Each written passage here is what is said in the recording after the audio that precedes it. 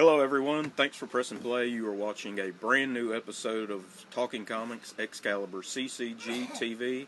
I am Buzz. I'm Mark, and that was Riggs coughing.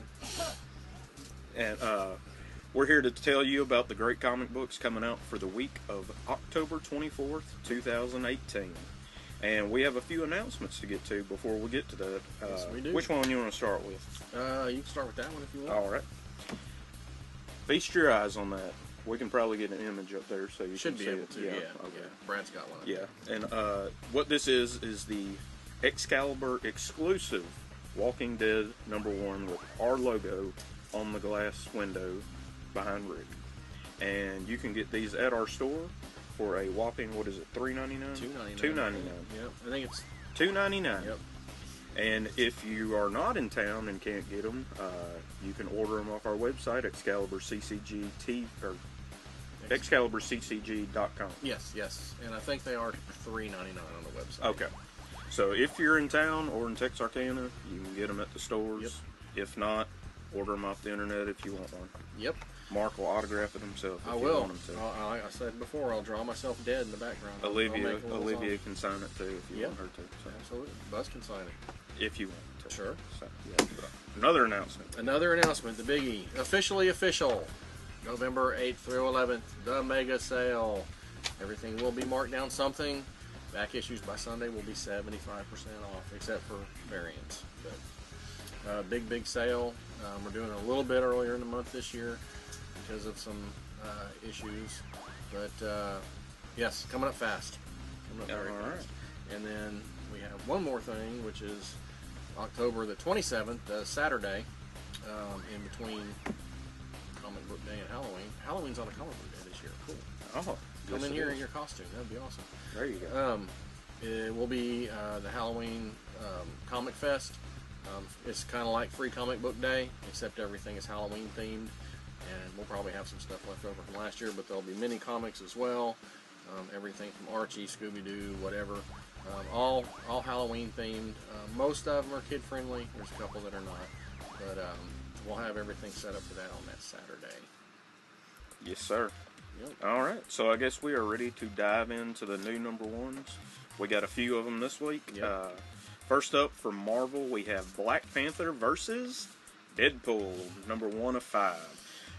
Written by Daniel Kibblesmith and art by Ricardo Lopez Ortiz.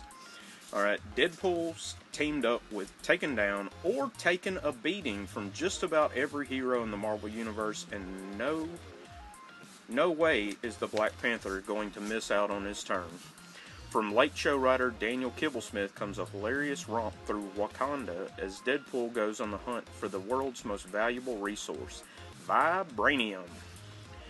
When a beloved figure of the Marvel Universe becomes collateral damage in a fight between Deadpool and the Wrecker, the heroic Deadpool sets out to obtain a fragment of Vibranium that could save the victim's life. But his unconventional methods, ranging from poaching to dismemberment, don't sit well with the King of Wakanda, and Deadpool's about to learn that you don't bring a sword to a claw fight. Okay. That's a 5-issue series? Yep. Okay. From DC Comics, Books of Magic #1. This is the last title, 4th one, spinning out of the Sandman universe deal, one shot. Timothy Hunter may be destined to become, one word, to become, the most powerful magician in the universe, but he's still a London teenager, and having magical abilities complicates things more than it helps. It's not like he can use magic to pass his exams, stop being bullied, or convince his cute friend to date him. And while Tim's trying to live his life, there are cultists who want to kill him, believing his power will eventually corrupt him into becoming a merciless mage. Oh, and those are the good guys. Luckily, his new substitute teacher is more than she appears, and may be able to help Tim discover the mystery behind the Books of Magic. Alrighty then. Alright, Steve Orlando fans, he's got a new book coming out from Aftershock Comics called Dead Kings. New series, Sasha never saw his younger brother until the secret police made him disappear. Sasha Vasilnetov left Thrice 9, the dirty folklore world that limps along in the wreckage of a techno-magic war 30 years ago and never looked back, but word that the secret police have sent his brother to Gina to a work camp from the socially degenerate drags him back with a promise to free Gina and return him to their mother before her 15th birthday. The only problem, Sasha isn't a fraction of the tough guy he tries to be, so if he's going to break back into Thrice 9, he'll need help. Sasha's only hope is Maria Kamenia, a former techno-magic warrior with hundreds of enemy kills to her name, betrayed by the country that made her when her honor conflicted with her agenda. Thrice 9 took Sasha's brother, and it took Maria's heart. This quest is how they get both those things back in this steaming, lawless land of decapitated states, the land of dead kings. Whew, man. Damn, you gave me all the long ones. There's some long ones this week. Here's one from Marvel. Infinity Wars, Arachnite #1 of 2. This is another one of the Infinity Warps smushing up characters. This is from Max Bemis and A.L. Garza. Chosen as the avatar of the Spider Totem, Peter Parker is the Dark Guardian of Destiny, doing the bidding of the Great Weaver of Fate, a role that has shattered his mind into multiple personas, a tech genius, a photographer, a teacher, ... So, kind of smushing Moon Knight with Spider-Man. Yes, Okay. sir. All right, and let me see. That's Kiss. I don't know what's the comic company that's from. Dynamite. Dynamite. Okay. Dynamite, yeah. All right. It is Kiss Blood Stardust #1. Ignore that.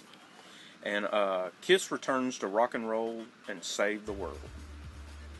An immortal cabal is taking the lives of innocents, and the only ones who can stop them are Kiss.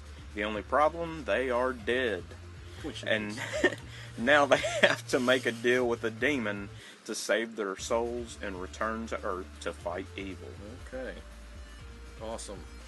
I got DC Comics again from Frank Thierry and Inaki Miranda. This is kind of a jab at Marvel, maybe. Old Lady Harley, #1 of 5. After liberating New York City from her now feral gang of Harleys, poor Harley wants nothing more than to slip back into retirement in her coastal and heavily guarded paradise. But the Laughing Boys gang has another idea. They'll follow her to the ends of the earth to drag her back to their leader. It can't actually be him, right? He couldn't possibly still be alive, could he? After all, Harley killed him herself with her bare hands. Alright, should she turn to President Power Girl? That's awesome. Or flee to the 51st state, Atlantis. Step into an insane version of a future DC universe we all better hope we don't live to see. Okay. Back at Marvel, we have Spider-Girls #1 of 3. A Spider-Geddon tie-in. May Mayday Parker, the original Spider-Girl, Anya Corazon, the Prime Universe Spider-Girl, and Annie Mae Parker, aka Spiderling, together for the first time. May will do anything to protect her brother from the Inheritors, and Anya's knowledge of the mystical spider totems could save the day. But how does Annie fit in, and what chance do the three girls have against ageless universal forces? Okay. Sounds like it has something to do with the Spider-Geddon thing going on. Yep. As well as this next one does. This is Spider-Gwen, Ghost Spider, #1. I don't know why they stopped calling her Spider-Gwen and want to change it to Ghost Spider, and why they couldn't just call it Ghost Spider #1 instead of Spider-Man. I don't know. Because they can call it both, no? Yeah, they got another trademark now. This is from Shannon McGuire and Rosie Kemp. Shannon, maybe? Shannon, yeah, could be. What? You thought we were done with Gwen Stacy after the first 2 landmark volumes of her series? Get out of here. We pick up with Gwen right where we left her, fighting crime through her home reality, unaware that it sits on the precipice of interdimensional calamity. Someone's gonna be late to band practice. Another one from Marvel, we have What If Thor #1. When young Thor's father falls to the King of Giants, his life is forever changed. He's ripped from Asgard to be raised in a world of persistent winter, learning the brutal way of life in Jotunheim. But what happens when the runt of the giants, Loki, is under the shadow of his new stepbrother? Alright, another one of the what-ifs they're running through the whole month. Lastly, from Dark Horse. Been a little bit since we had something from them, I think. Whispering Dark, #1, written by Christopher Imgard, and art and cover by Thomas Ara. An army pilot confronts a supernatural horror in this thriller in the tradition of Lovecraft's At the Mountains of Madness and Coppola's Apocalypse Now. Okay.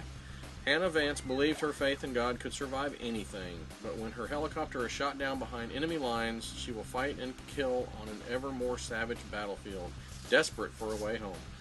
On the horizon, an evil waits for her and freedom of a sort. Okay. So, All right. Awesome, man. Awesome. That's our new #1s for the week. And as always, there'll be tons more stuff coming in. Oh, yeah. Return of Wolverine #2 comes out this week. So, Right. always big stuff coming. Mm-hmm. Always. But that, I believe, is it. Anything to add? We got buzz for another show, man. Yep. That was awesome. You're welcome. Okay. I like it. Yep. Yeah, as always, like, subscribe, share, comment down below. What are you looking forward to? That kind of thing. Or, what did you have for supper? Whatever you want to talk about, we'll talk. And go buy one of those. Yes, please come buy one of those. Cause they're limited edition. once they're gone, they're gone. Yep. We're good. No more. But, yep, until next time, keep reading new comics. And we will see you later. Peace out.